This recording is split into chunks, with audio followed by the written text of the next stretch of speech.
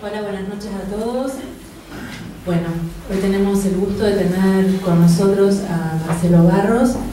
Él es psicoanalista, miembro de la Escuela de Orientación Lacaniana y de la Asociación Mundial de Psicoanálisis, docente de la Universidad de Buenos Aires y de la Maestría en Psicoanálisis de la Universidad Nacional de San Martín, autor de Intervención sobre el nombre del padre, la condición femenina, el psicoanálisis en el hospital, el tiempo de tratamiento y la pulsión de muerte, el lenguaje del sujeto. El título que puso él para esta conferencia es Déjame pensarlo. Bueno, le paso el micrófono. Buenas noches.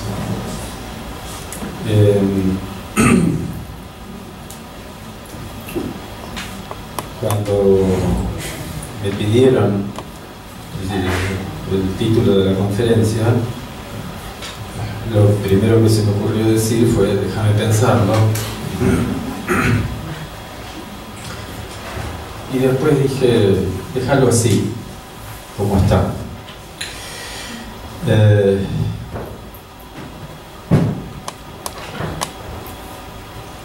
Déjame pensarlo implicaría, sería como un equivalente de dame una pausa, ¿no? Por un momento, no precipitar algo.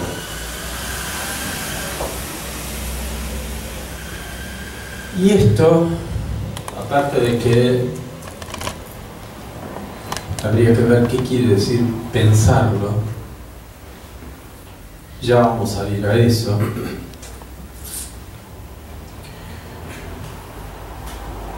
El aplazamiento de la acción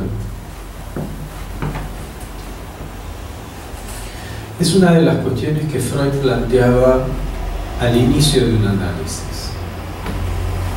Tal vez hoy en día no lo plantearíamos, digamos, de la misma manera, es decir, que Freud. Es decir, nuestra clínica no es la misma en cuanto a las tácticas y las estrategias. Por ahí habría que preguntarse si el psicoanálisis ha variado en su política o en su ética. Yo digo que no, o por lo menos pienso que si varió en eso ya no es más psicoanálisis. ¿Se escucha bien? Perdón, porque estoy un poco a tono con la época. Y abrir un espacio de palabra implica siempre, dentro y fuera del psicoanálisis, aplazar la acción, hacer que las cosas no se precipiten, frenar un impulso, tanto en la vida, en la política, en las relaciones entre las personas. Hacer una pausa y decir, bueno, a ver, vamos a hablar. Dejar un espacio para hablar a veces es lo que permite que la gente no se mate. Acá el no se mate puede ser que no se mate entre sí, y para eso existen negociaciones. Una palabra negociación a veces, vieron que tiene mala fama la palabra negocio, ¿no? Pero el negocio tiene su dignidad también, la negociación. Es decir, eso es algo muy importante. Ahora vamos a ir a eso. Lo primero que me surgió, siempre la clínica es clínica de la repetición y de la pulsión, porque de últimas toda neurosis es neurosis de destino. En todo caso clínico se juega el destino del sujeto, es decir, de la persona. El hecho de la repetición, de volver, es decir, a ciertas situaciones que le traen un malestar. En sí, el psicoanalista no dice nada sobre eso que el sujeto repite. Bien, si quiere repetirlo,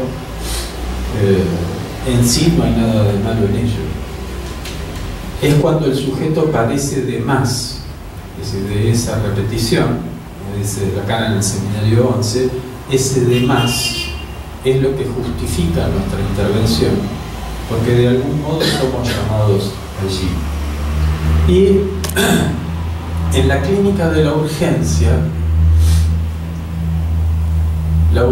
justamente, es decir, no deja tiempo. La urgencia es algo que tiende a precipitarse. La urgencia es algo que nos apremia, que nos apura, que nos pone en contacto, es decir, con la prisa, con la función de la prisa, y que no sé si Miller, en un curso que se llama Los usos del lapso,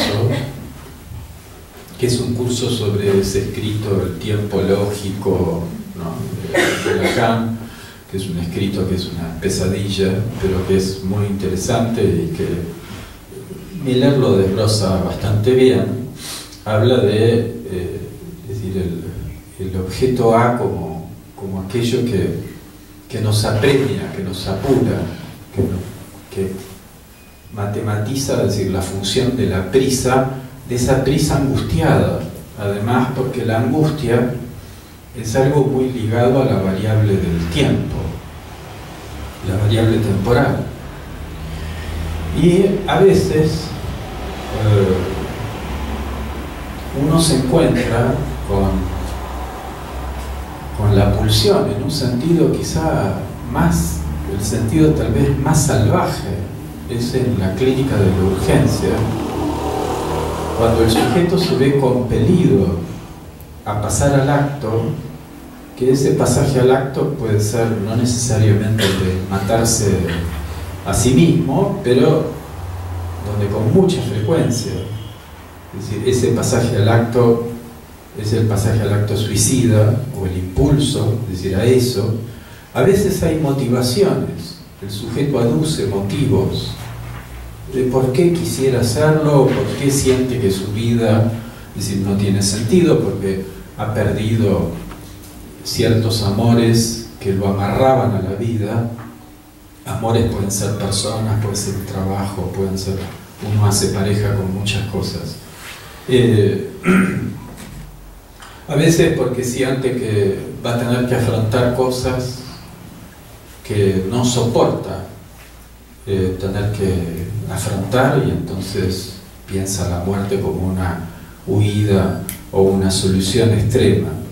Pero a veces, cuando el sujeto trae estos argumentos, bueno, hay un poquito de pensar ahí. Como decir, bueno, pensé en matarme porque... Cuando hay un porqué, quiere decir que hay una remisión de ese impulso a ciertos significantes, es decir, que le están ligados. Hay alguna dialectización, es decir, mínima. O me quiero drogar porque, ¿no?, por ejemplo. Pero a veces ni siquiera aparece eso. A veces el sujeto quiere terminar con su vida y no sabe por qué. Quiere arrojarse a las vías del tren y no sabe muy bien por qué quiere hacerlo, pero siente el impulso irrefrenable de hacerlo. Entonces, creo que es François Leguil, que habla de la clínica de la urgencia, que dice cómo transformar esa urgencia en un problema, cómo aplazar la acción del sujeto para transformar esa urgencia, es decir, en un problema. Espero que se entienda la diferencia entre una cosa y otra, porque cuando la urgencia se transforma en un problema, estamos abriendo lo que Lacan llama un tiempo para comprender, ¿no? Es decir, abrir un tiempo para comprender, no precipitar, es decir, la conclusión. Entonces, el déjame pensarlo a veces también es déjate pensarlo, ¿no? Déjate pensarlo. Es un déjate pensarlo que ya está habilitado por el hecho de que el sujeto por lo menos nos hable, nos dirija la palabra, nos haya invitado, nos haya llamado, es decir, de alguna manera. Entonces, la pulsión,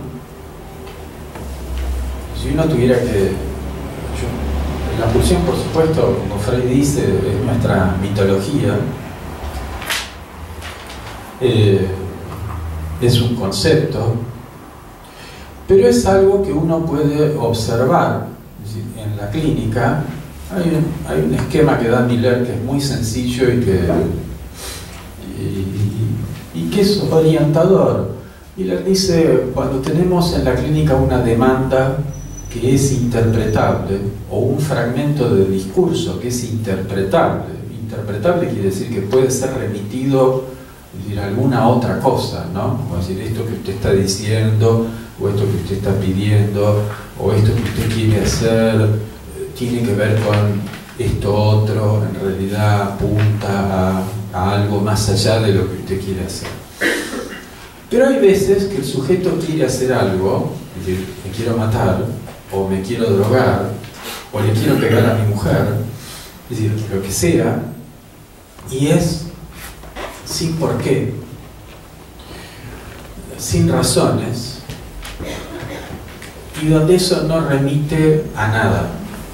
Entonces, Miller dice, cuando uno se encuentra con demandas que no son interpretables, cuando uno se encuentra con lo que no es interpretable, ahí estamos tocando la pulsión, o estamos sintiendo los efectos de la pulsión. También los sentimos cuando el paciente, no digo ya analizante, el paciente es alguien que está en posición de objeto, que es,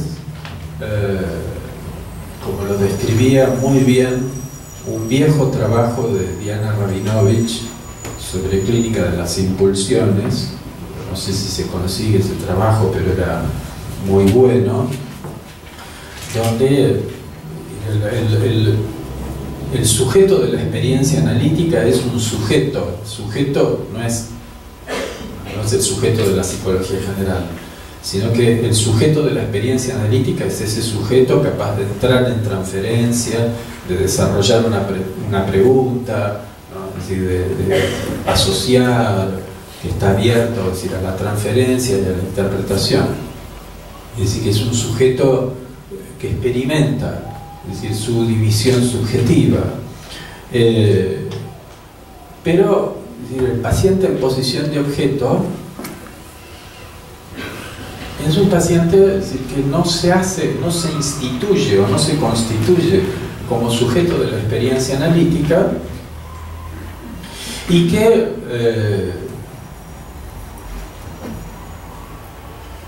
no se divide, es decir, en ese punto, y donde la división está del lado del analista, porque son pacientes que nos angustian. Es angustiante, es decir, cuando alguien, y además nos vemos apremiados, esa prisa que nos surge, bueno, a ver, tengo que ver y decidir rápidamente si le recomiendo a esta persona, es decir, una internación, es decir, o no, es decir, nos compele, es decir, a tomar una decisión.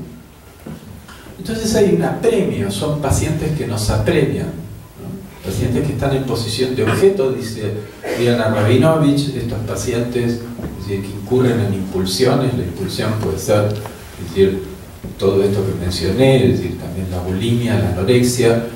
No hay que perder de vista esto que decía Lacan, ¿no? Porque pensamos la anorexia, es decir, como alguien que se abstiene de hacer algo, ¿no?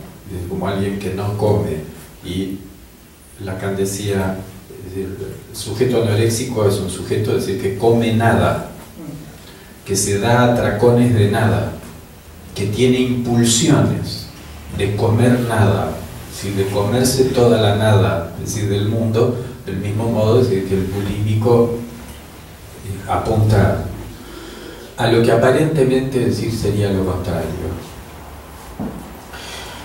Por eso también es cierto que a veces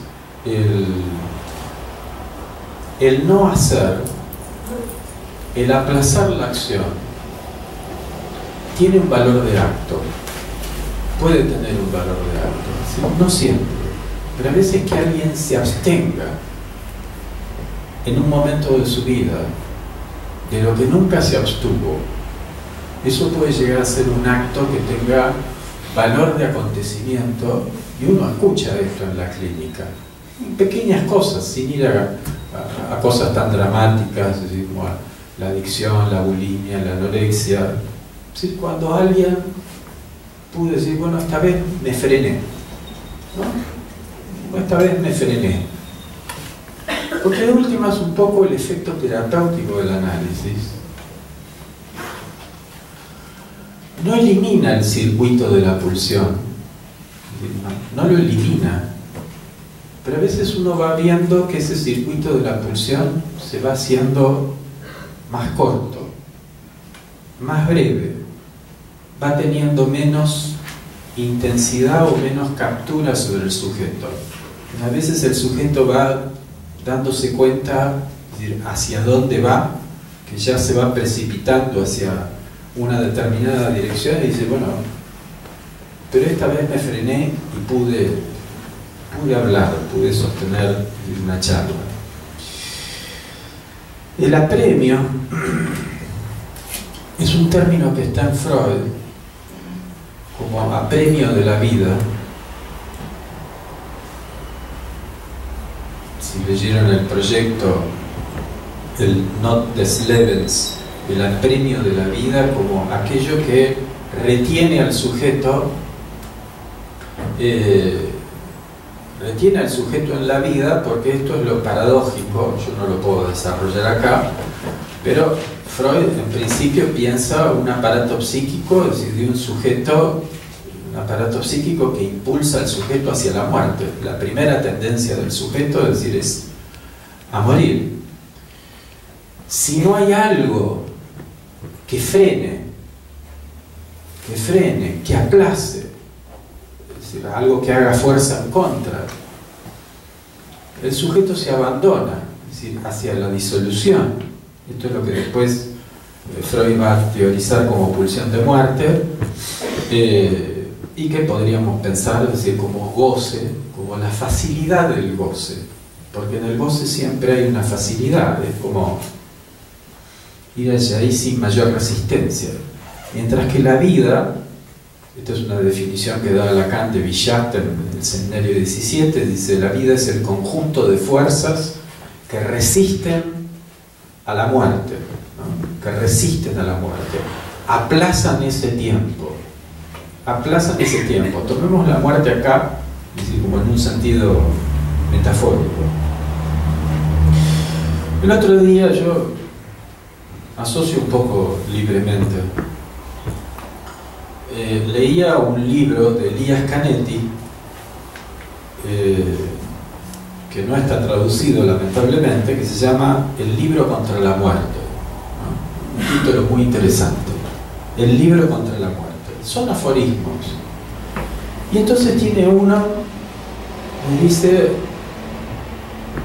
tú no debes morir. Ese es el primer mandamiento. Tú no debes morir, ese es el primer mandamiento. Que coincide con algo que Freud decía, es decir, el deber de todo viviente es soportar la vida. Y soportar la vida es soportar lo real. El tú no debes morir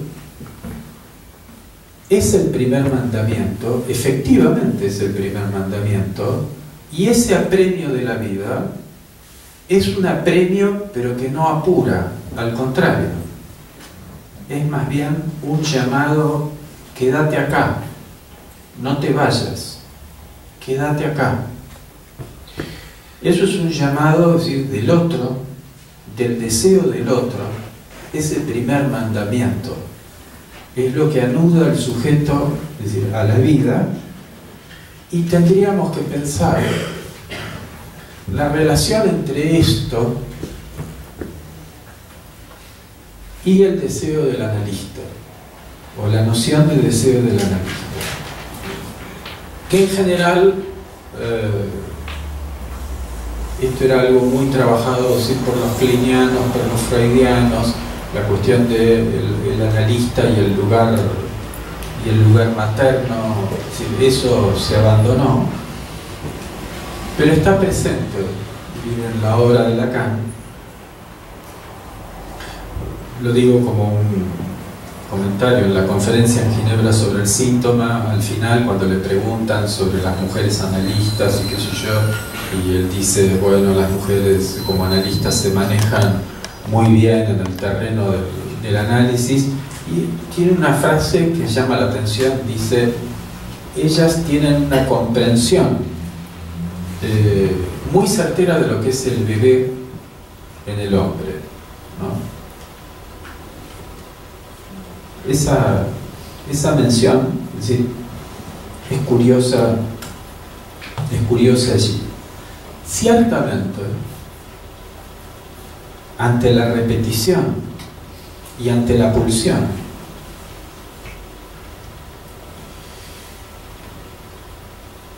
lo que tenemos es el manejo de la transferencia, que es lo que Lacan ve como la esencia o el nudo del acto analítico, es decir, en su seminario 15. Es decir, no hay acto analítico por fuera de lo que es el manejo de la transferencia. Y eso resulta ser fundamental y lo sabemos todos. Es decir, en la clínica que hay un punto ante la situación de urgencia, pero la situación de urgencia no necesariamente tiene que ser de alguien que está a punto de pasaje al acto suicida o de lo que sea, sino que alguien que está a punto de irse del análisis en una situación de tormenta transferencial, donde se ha repetido la situación por la cual el sujeto vino, se ha repetido, es decir, la relación pesadillesca, es decir, con el otro, es decir, en relación con el analista, y que eso lleva a una salida precipitada, es decir, del análisis. Sabemos que en esas situaciones, es decir, de transferencia negativa, que son además los momentos más ricos del análisis, Freud dice, la cura empieza con esa repetición. No hay progreso del análisis sin análisis de la transferencia negativa. Pero sabemos también que ahí la interpretación, es decir, no funciona. No funciona, es decir, la interpretación, es decir, decirle al sujeto, bueno, usted está repitiendo conmigo, ese tipo de sonceras, no, es decir, no va, lo que vas a hacer es que el tipo te mande a cagar y bueno, y ahí quedó la cosa. Entonces, pero quiero volver a lo importante del déjame, dame un minuto, hacer una pausa. Hacer una pausa es una función temporal. Y hay un curso de Miller que se llama Todo el mundo es loco, donde hay un primer capítulo que es Tiempos que corren, y donde él dice hacer una pausa es muy importante para no dejarse llevar. La pulsión y la repetición tienen mucho que ver con esto de dejarse llevar, ¿no?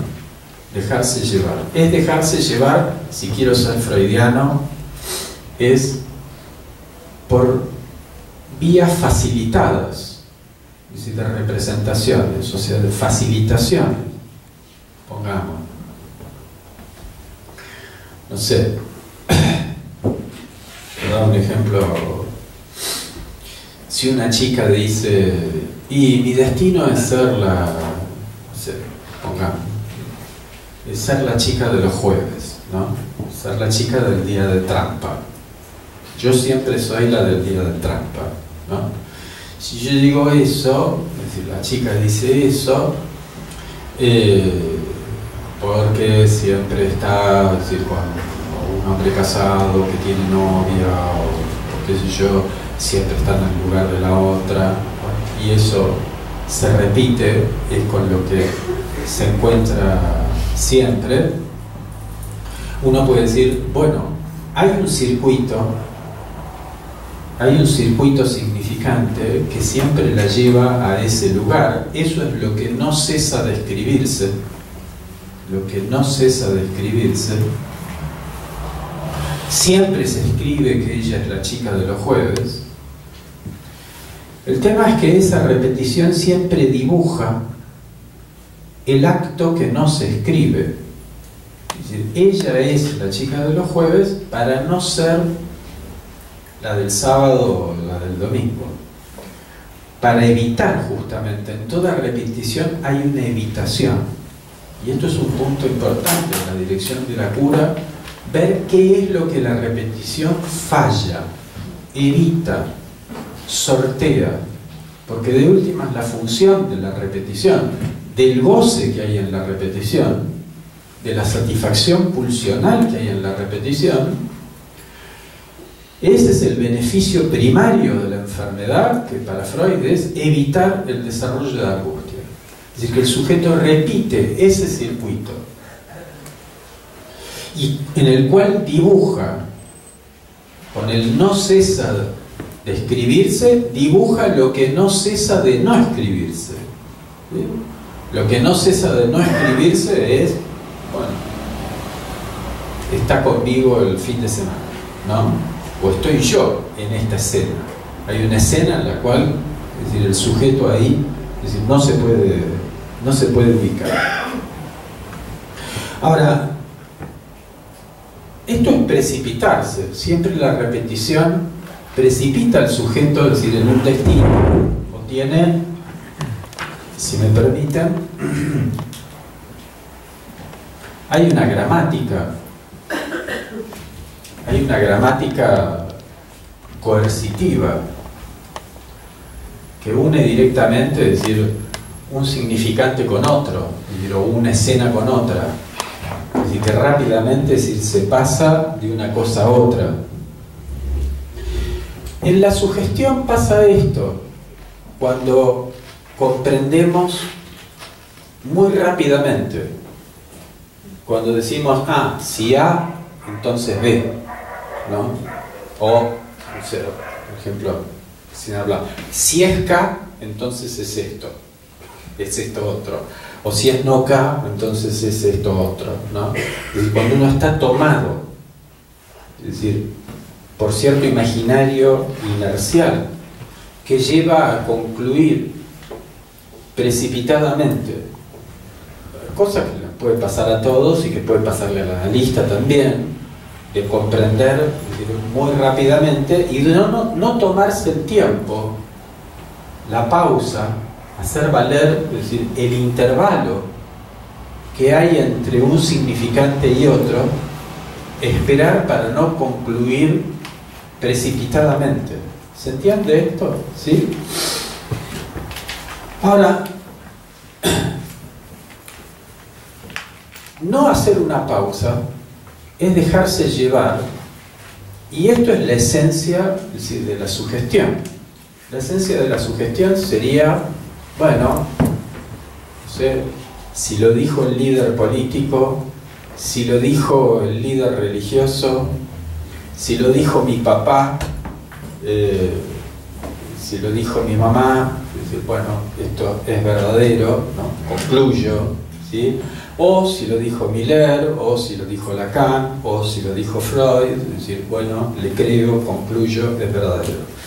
Entonces esto es la sugestión, donde el sostenimiento, es decir, de un ideal me lleva a no pensar, a no darme el tiempo de pensar, ¿sí? Esto es algo que conocemos, es decir, en el efecto de masa, y que yo hablaba recién del paciente en posición de objeto, ¿no? Sería el paciente que estaría y que donde justamente, es decir, es el analista el que se ve dividido.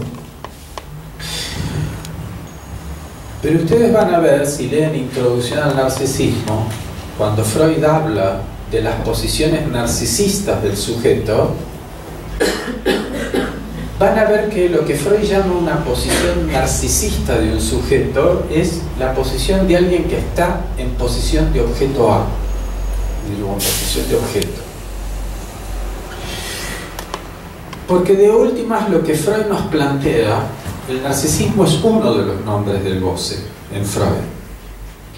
Y siempre en todo goce hay un narcisismo muy fortalecido en juego, incluso decir en el goce neurótico. Ustedes dirán, bueno, pero el neurótico muchas veces, esto que se dice, ¿no? Es decir, de la falta de autoestima, ¿no? Es decir, del tipo que el regodeo en la miseria neurótica, ¿no? Todos pueden, menos yo, o todos logran, o yo estoy mal en esto, o me falta esto, me falta lo otro, ¿no? Algo de lo que Lacan escribe así, ¿no? Es decir, como la queja. No puedo tener pareja, no puedo tener hijos, no puedo tener dinero, trabajo. Una queja por la falta de algún bien fálico, es decir, cualquiera. Pero uno sabe que allí se aloja el narcisismo del sujeto. Es decir, que su miseria neurótica es algo que el neurótico valora más que nada. Está aferrado allí. El narcisismo del sujeto, es decir, se concentra allí. El efecto de masa, no hace falta un grupo para tener el efecto de masa. Para tener el efecto de masa basta con el yo y el ideal del yo. Puede haber efectos de masa en un individuo, no existe el individuo aislado, por supuesto, ¿sí? Pero no hace falta decir que esté con otros para que exista, es decir, el efecto de masa. Esa precipitación la vemos en muchos fenómenos.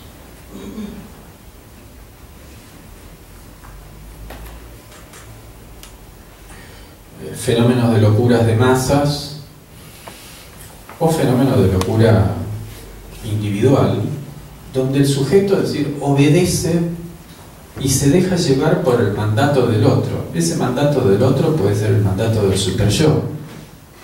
Y el sujeto, es decir, se precipita a la acción, es decir, cualquiera. De ahí donde viene el problema de la autoridad, es decir, de la autoridad del otro. Sobre todo, es decir, cuando aparece como una autoridad oscura, es decir, incuestionable, en la que no se puede poner una pausa, y que, bien, esto está ahora justamente, es decir, muy de moda, es decir, en la escuela, de analizar los fenómenos de masa, es decir, políticos, que ponen en juego cuestiones que hacen a la repetición y a la pulsión. Ahora, algo que nota Miller, que por ahí quizás me desvío un poco, si el tema es estrictamente clínico, es algo que tiene que ver más con la época, pero que nos interesa. Y es que Miller dice, bueno, es un hecho que hoy en día, el capítulo se llama Tiempos que corren, ¿no? Que los tiempos nos corren, nos apuran. Cada vez en la sociedad capitalista, cada vez es más difícil hacer una pausa, ¿no? Y eso uno lo observa. ¿Viste cuando con un amigo decís, che, a ver cuándo nos encontramos a tomar un café, ¿no? Y vos decís, a ver, déjame ver la agenda, ¿no? Mirá, por ahí en julio hay un receso, es decir, en la facultad, y ahí voy a estar más aliviado y por ahí es decir, nos podemos ver, ¿no? Y si tenés que esperar, o mirá, viene un feriado, un fin de semana largo, y entonces ahí, es decir, frenar, poner una pausa, frenar, es algo cada vez más difícil en el sujeto de la sociedad capitalista contemporánea. Ahora, eso plantea algo interesante que yo quiero compartir con ustedes, porque justamente el sujeto de la modernidad sería un sujeto no fascinado por ideales, no fascinado, es decir, por la autoridad, o por lo menos mucho menos fascinado de lo que lo estaba el sujeto de la sociedad patriarcal. ¿Sí? Estaría bueno que nos enteremos que vivimos en una sociedad post-patriarcal, aunque siga existiendo patriarcados, es decir, indudablemente en muchos aspectos. Pero la sociedad capitalista es una sociedad post-patriarcal, y esto lo dice Marx, y no lo dice en un rincón de su obra, lo dice en el manifiesto. Es decir, el capitalismo implica una forma de poder nueva, distinta de todo lo que se vio hasta ahora, y que exige el cambio constante. Exige el cambio constante y exige que ese cambio se haga ya. Por supuesto, ese ya es un ya lógico, no cronológico. Depende del adelanto técnico, es decir, de la época. ¿Sí? Como antes uno decía, hay que firmar el contrato con los japoneses ya, y por ahí para encontrarte con los japoneses tenías que ir en barco y tardabas un año, es decir, en llegar, pero igual era ya. Porque además era un ya que si la competencia inventaba un barco que llegaba en 9 meses, es decir, estabas muerto. Entonces, ese ya se va acortando. Y esto plantea una cuestión muy interesante, y es porque si es cierto que cada vez nos resulta más difícil hacer una pausa, entonces tendríamos que decir que el sujeto de la modernidad, que el sujeto de la sociedad capitalista es un sujeto más sugestionado que nunca. Y de hecho, este no poder hacer una pausa tiene consecuencias que nosotros observamos en la clínica. Las observamos en lo que uno podría llamar vulgarmente, es decir, desde el cognitivismo, es decir, o desde la psicología, como estrés laboral. El hecho de no poder parar, de no poder detenerse, sin contar el efecto que eso trae, es decir, en las relaciones del sujeto con los otros que le importan, o con lo único que le importa.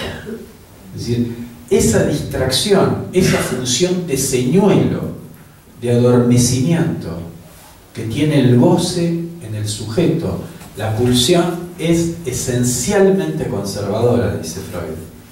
La pulsión cambia constantemente para no cambiar nada, para no cambiar lo que importa, es decir, cambiar. Ahora, la pregunta es, ¿puede haber sugestión sin autoridad? Esta sería, es decir, como la pregunta. ¿Puede haber sugestión sin un líder, sin un ideal del yo? ¿Puedo tener un sujeto, es decir, sometido a los imperativos de goce sin que haya un otro que le está exigiendo al sujeto? Es decir, esto. Hay un filósofo que se llama Byung-Chul Han, tiene un nombre coreano, pero es un filósofo alemán, que habla de nuestra sociedad como la sociedad del rendimiento, ¿no? La sociedad del rendimiento. Salió un último libro de él que recomiendo mucho, que se llama Topología de la Violencia, que es muy interesante, y él dice, la aspiración del capitalismo desde el inicio fue la aspiración a que todo tiempo sea tiempo de trabajo y todo lugar sea lugar de trabajo. Esa aspiración del capitalismo era técnicamente impensable, es decir, en 1848. gracias a esto, ahora es perfectamente posible que todo tiempo sea tiempo de trabajo y todo lugar sea lugar de trabajo. Lacan lo dice en el Seminario 16. No existe más el ocio en la sociedad capitalista, no existe más la pausa, las supuestas pausas que son las vacaciones, porque viste que muchas veces te tomas unas vacaciones que después pareciera que tenés que tomarte unas vacaciones, es decir, de esas vacaciones, porque además tienen que rendir las vacaciones. Les tenés que sacar el jugo, tienen que rendir, tenés que consumirla, tenés que pasar bien. Pasarla bien pasa a ser como un imperativo, ¿sí? Tenés que gozar de la vida, ¿sí? Por eso cuando Miller dice la modernidad es esa época donde hay un permiso al goce, contrario a la sociedad patriarcal, es cierto, la sociedad patriarcal prohibida el goce, pero yo no diría que el goce está permitido. Para mí sin autoridad no hay permiso. Ojo, la autoridad puede ser la autoridad de uno, cuando uno se autoriza. Ese es un problema de los psicoanalistas, que creen que cuando se habla de autoridad se está hablando, es decir, de algún otro caracúlico con charreteras o qué sé yo. No, es decir, la autoridad es una función que puede estar en el sujeto que se autoriza, ¿sí? Ahora, en este caso tenemos que el sujeto de la modernidad no es que tiene permiso de gozar, tiene la obligación de gozar. Es decir, que es distinto. Hay un imperativo. La repetición y la pulsión tienen un carácter imperativo. Y este imperativo invade todos los aspectos, es decir, de la vida del sujeto como nunca antes. Entonces, podríamos decir que hay dos modos en que el sujeto aparece, es decir, arrastrado. Puede aparecer arrastrado, dejado llevar por la autoridad del otro, o puede ser arrastrado o dejado llevar por un sistema acéfalo, donde no hay una autoridad en principio, porque, como dice Byung-Chul Han, el sujeto que un buen día revienta, él habla del infarto psíquico, el sujeto, es decir, que un día revienta, porque ya generó tanto plus de goce, es decir, que se asfixió, es decir, en ese plus de goce, es decir, que generó, no hay un capataz o un jefe que le esté ordenando autoritariamente, es decir, hacer las cosas. Sin que haya esa autoridad, es decir, el sujeto lleva a cabo las cosas, se exige a sí mismo. Este es el principio del neoliberalismo, es decir, de que cada uno sea empresario de sí mismo. Byung-Chul Han dice, todos llevamos nuestro campo de concentración con nosotros mismos. Somos nuestro propio campo de trabajo forzados, es decir, o de concentración. Es decir, nos obligamos, nos forzamos sin que nadie nos mande, sin que nadie, es decir, nos ordene esto. Entonces, un poco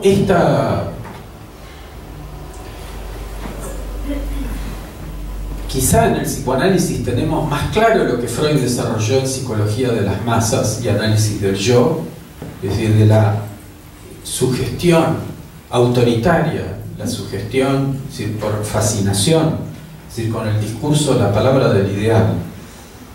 Estamos menos acostumbrados a pensar la sugestión, la precipitación, la locura, bajo un paradigma de poder no patriarcal. Muchos autores han visto esto, es decir, como Foucault, por ejemplo, es decir, que habla del paradigma del control, o de Byung-Chul Han, que habla también de un nuevo paradigma de poder. Pero los psicoanalistas no estamos tan acostumbrados a pensar, es decir, en estos nuevos términos. Sería una cuestión. A mí me parece que, un poco de tema, pero me parece que la discusión que se produjo entre Jacques Alan Miller y Jorge Alemán, más que una discusión, es un contraste. entre dos problemas distintos. Es decir, el problema de la sugestión tradicional a la cual estamos acostumbrados y tenemos ejemplos sobrados de los fenómenos de masa, es decir, del fascismo, o de la autoridad de alguien en la familia, es decir, o del ideal, es decir, del efecto compulsivo que eso trae en un sujeto, y esta otra forma de locura, aparentemente, es decir, sin ideales, aparentemente, es decir, sin fascinaciones, aparentemente, es decir, sin efectos imaginarios. Es interesante hoy ver cómo, es decir, se hace política con un discurso post-político, ¿sí? Ustedes saben que la posmodernidad, como la define Lyotard, es la caída de los mitos, de los grandes relatos. No hay relatos narrativos, épicos, que fervoricen, es decir, la gente, todo es más cool. Es decir, no pongamos ni a Sarmiento ni a Rosas, es decir, en los billetes, porque eso da para discusiones. En cambio, pongamos el jaguarete, la ballenita y qué sé yo, que eso no suscita, supuestamente, yo tendría algo que decir respecto de eso, pero eso supuestamente, es decir, no suscita, es decir, grandes relatos, no hay una narrativa épica, histórica y política ahí. Entonces, pero lo interesante es que con esa cosa cool, ¿no? Sin narrativa, sin enfervorización, tenemos un sujeto de la modernidad, tenemos esta paradoja de la modernidad, es decir, de un sujeto cada vez más tomado por el goce y que cada vez puede menos, es decir, hacer una pausa. Dijimos que hacer una pausa tenía que ver al principio con el déjame pensarlo, y acá tendría muchas cosas para... no las voy a poder desarrollar, pero básicamente, es decir, Heidegger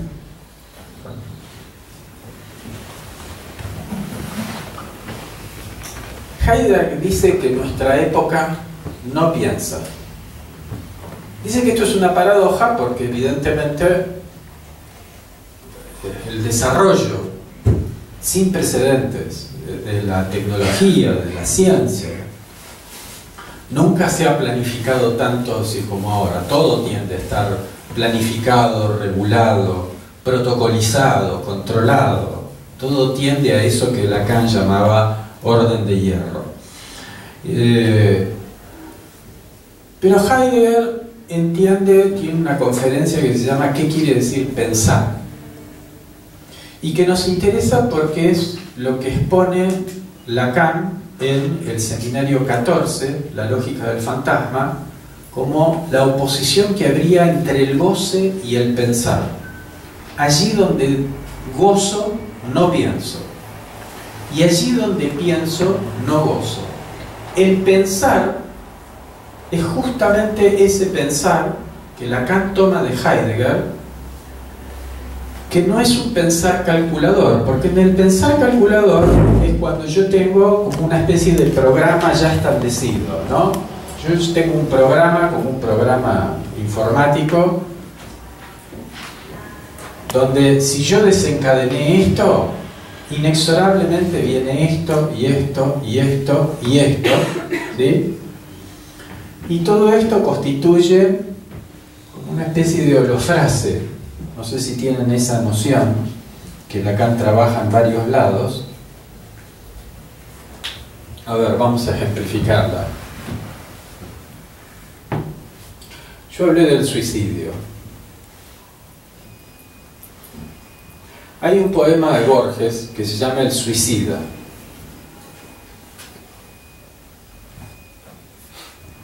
Él dice, es cortito: no quedará en la noche una estrella. No quedará la noche. Moriré y conmigo la suma del intolerable universo. Borraré las pirámides, las medallas, los continentes y las caras. Borraré la acumulación del pasado. Haré polvo la historia, polvo el polvo. Estoy mirando el último poniente, oigo el último pájaro, leo la nada a nadie. Ese es el poema. Bien, es un poema que yo acabo de decir de un modo bien pausado, pero piensen si ese poema, esto es imposible decir, pero piénsenlo que fuese dicho en bloque, ¿no? Como un choclo así, en bloque, es decir, sin parar, como un grito, porque la holofrase es un grito monolítico, como cuando uno grita gol o uno grita fuego. Ahí está la pulsión, es decir, en la holofrase, ¿sí? En algo que no se puede escandir, no se pueden encontrar intervalos, ¿sí? Cuando alguien grita fuego, ¿sí? No podés tener esta operación, que es la del malentendido, porque cuando yo hablo puedo equivocarme. Yo recién recité el poema de Borges, me podría haber equivocado, qué sé yo, termino diciendo leo la nada a nadie, podía haber dicho leo la nada a nadie, me equivoqué, pero eso ya me remite, es decir, a otra escena, es decir, modifica. Cuando uno entra en la palabra, en la dimensión temporal, en la diacronía, ¿sí? Se presta, da lugar al equívoco, ¿sí? Al malentendido. Por eso a veces hay obsesivos que te quieren leer las cosas, que no quieren abandonarse, será al riesgo del intervalo, es decir, al riesgo de la pausa. Ahí también tienen ese síntoma típico obsesivo que yo un par de veces en todos mis años de clínica lo observé, del tipo que cuenta entre un acontecimiento y otro, por ejemplo entre el relámpago y el trueno, ¿no? El tipo que se pone a contar. Es un modo de llenar el intervalo, que no haya intervalos, que no haya intersticios. Porque como dice otro poema de Borges, dice, el trayecto es fatal como la flecha, de hierro, dice, la incesante cadena es de incesante hierro, dice, el trayecto es fatal como la flecha, pero en las grietas está Dios que acecha, ¿no? En las grietas, acá, grietas hay que entenderlo, este Dios que acecha, hay que entenderlo, es decir, como lo imprevisto, lo real, la tijé, lo distinto del automatón, lo que podría modificar las cosas. Y esto, yo dije recién, nos recuerda la diferencia entre la escritura y la palabra. León Bloy, que era un escritor que a Lacan le gustaba mucho citar, decía: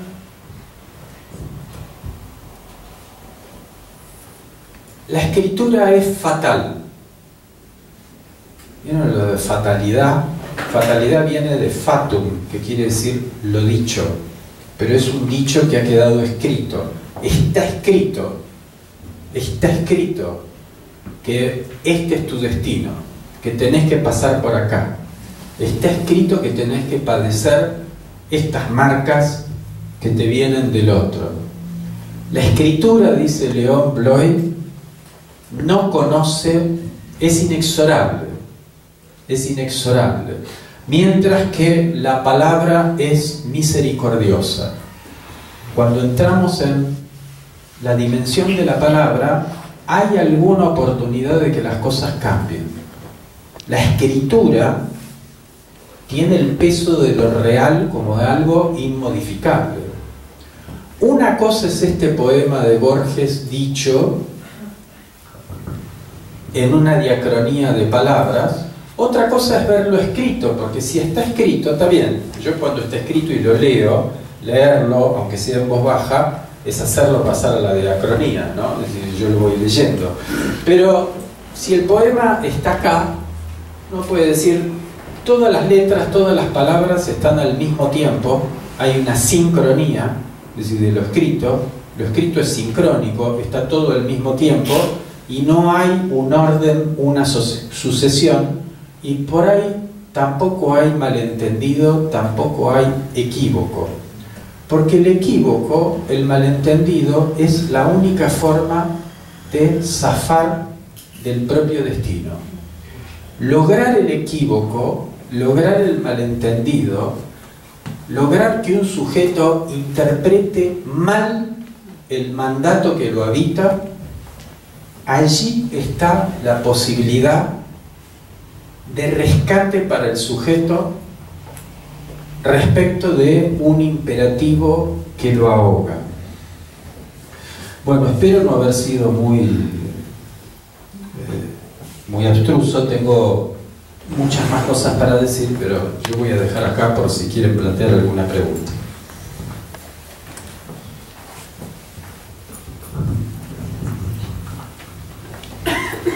Bueno, vamos a abrir el espacio de conversación.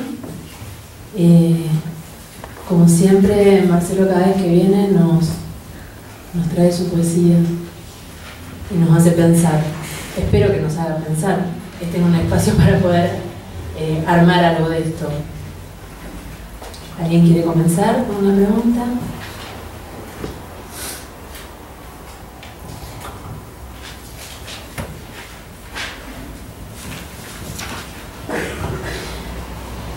Bueno, yo quisiera retomar esto que vos traes como pregunta, si puede haber en esta época un líder, si puede haber sugestión, sin un ideal funcionando. Me quedaba pensando un poco esta aspiración capitalista, de este imperativo a gozar, que no hay ningún jefe, no hay ningún capataz que esté ordenando, pero hay algo que está ordenando. Hay digamos, no es un ideal, no es del orden del ideal, y más bien entiendo que es del orden de lo que vos decías, de eso que empuja a la muerte. Y en ese punto donde empuja a la muerte, parece que faltó algo del deseo del otro que puede inscribir alguna pausa, ¿no? O sea, un deseo del otro que interrumpa ese tender a morir. Me parecía muy interesante eso. Entonces faltaría algo de esto, de este otro que está caído, y un deseo que diga a vivir. Bueno, igual es como tratar de pensar nada más, no puedo terminar yo de armar la pregunta, ¿cómo sería esto? Yo no sé si ustedes conocen la experiencia Milgram. Algunos la conocen.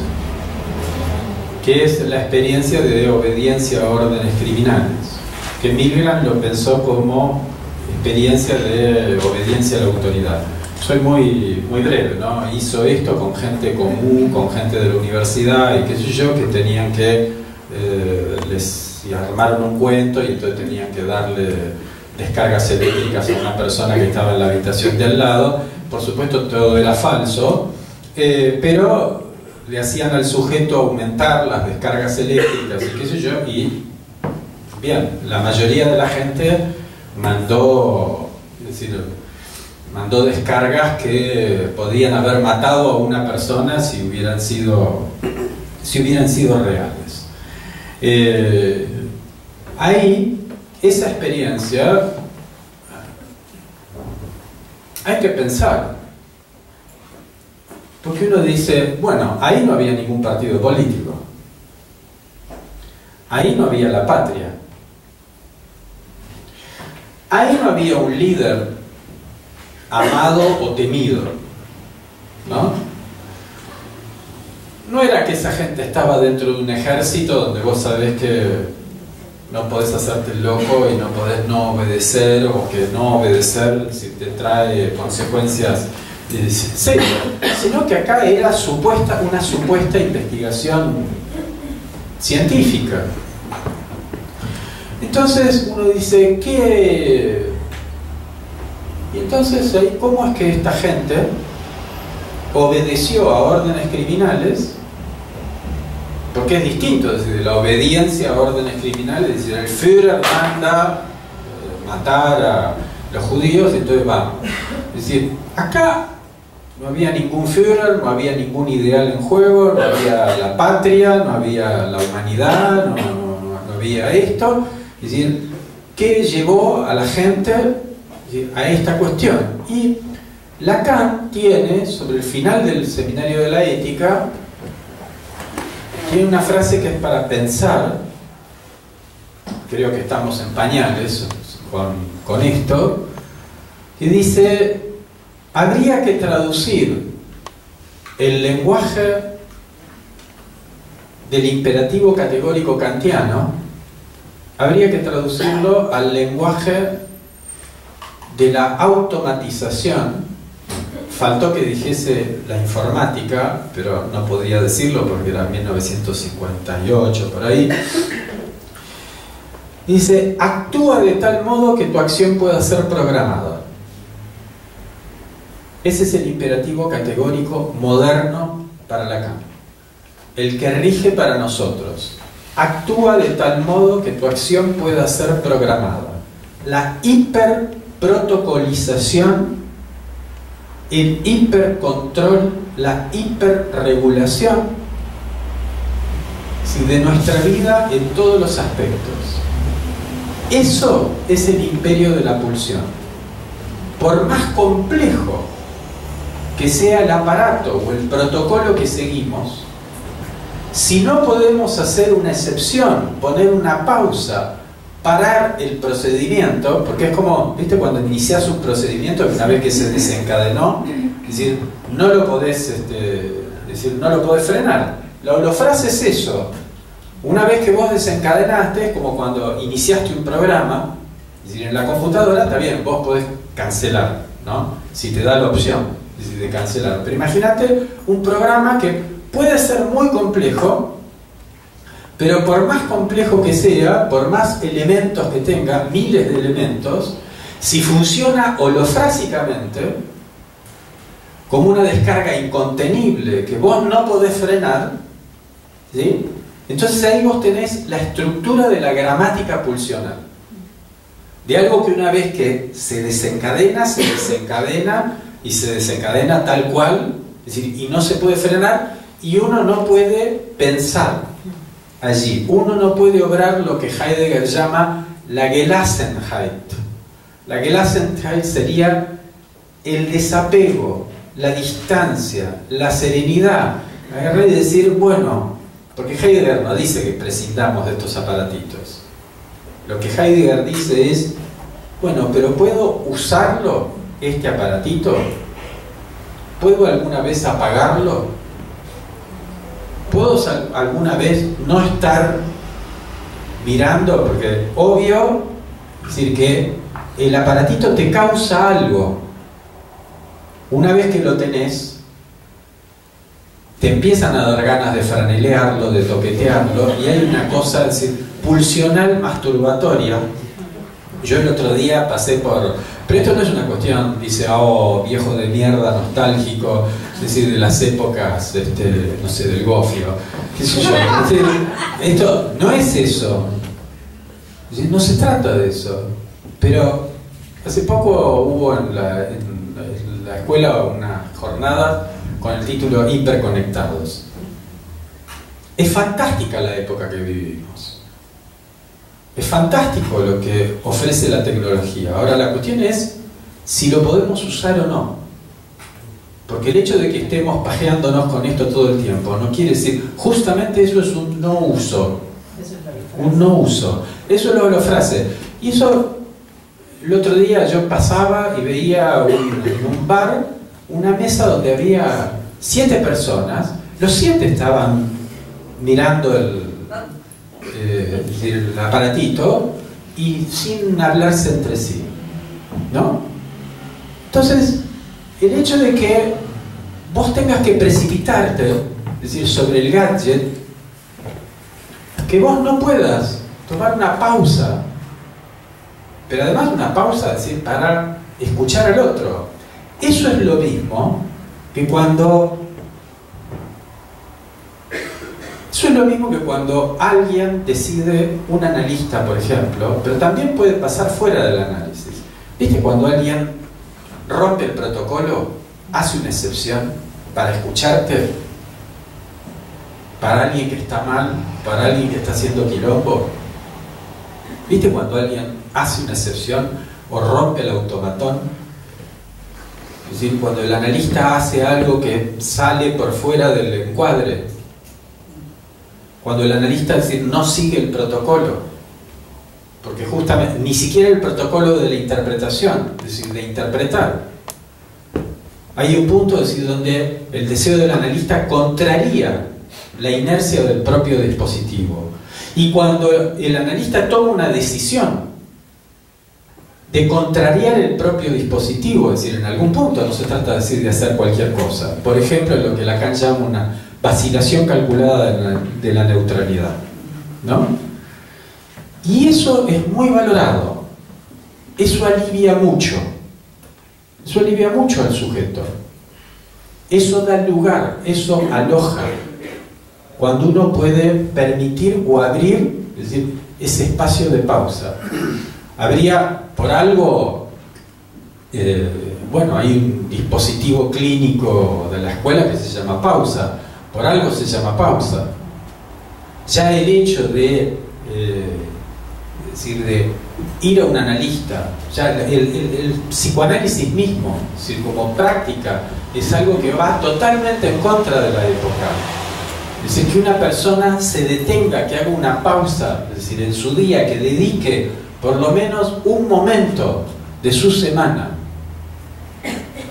a hablar con otro, a pensar, en el sentido lacaniano y heideggeriano del término. ¿Sí? A pensar. Pensar que no es calcular. Si yo pongo 1 más 1 más 1 más 1 más 1 igual, no sé, 6 o qué sé yo, es decir, ahí no hay pensar, dice Heidegger. Ahí lo que tengo es un encadenamiento lógico donde empecé, es decir, con la operación la sigo y llego, es decir, a un resultado. Hay un encadenamiento de hierro, es decir, en eso. Distinto es cuando pensar es pensar si quiero seguir en esta relación, no quiero seguir en esta relación, quiero aceptar la propuesta de esta persona, no quiero aceptar la propuesta. Cuando yo tengo que tomar una decisión y donde no tengo, en una decisión, nunca tenés un protocolo que te dice qué tenés que hacer. ¿Sí? En este sentido, una diferencia, es decir, esencial, es la diferencia que hay entre ley y regla.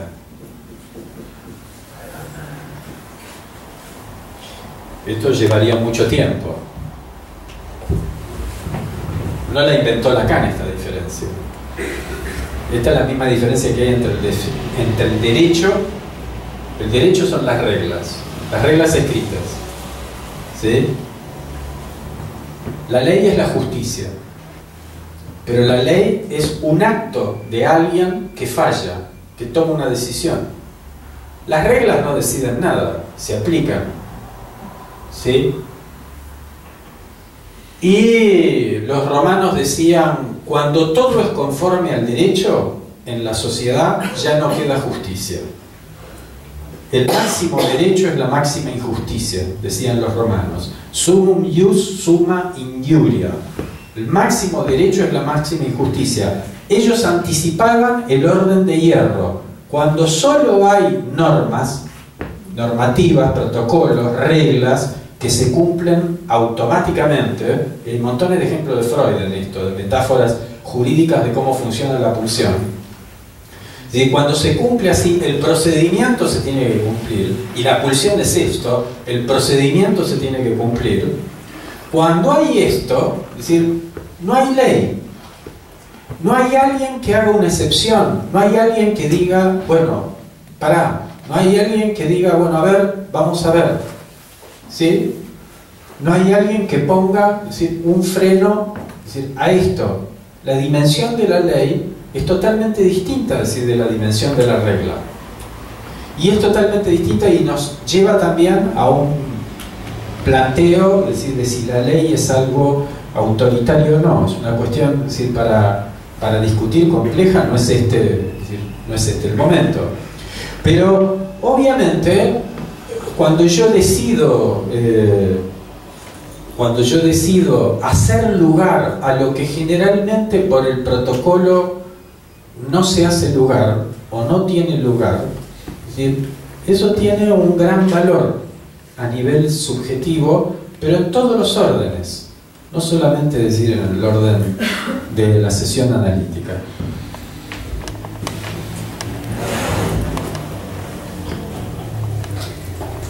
Bueno, han quedado un poco callados de aquel lado. Yo tendría un montón de más preguntas, pero bueno, estamos como en tiempo. Así que, bueno, te vamos a agradecer mucho y te esperaremos el año que viene seguramente. Y gracias por hacernos pensar. Muchas gracias.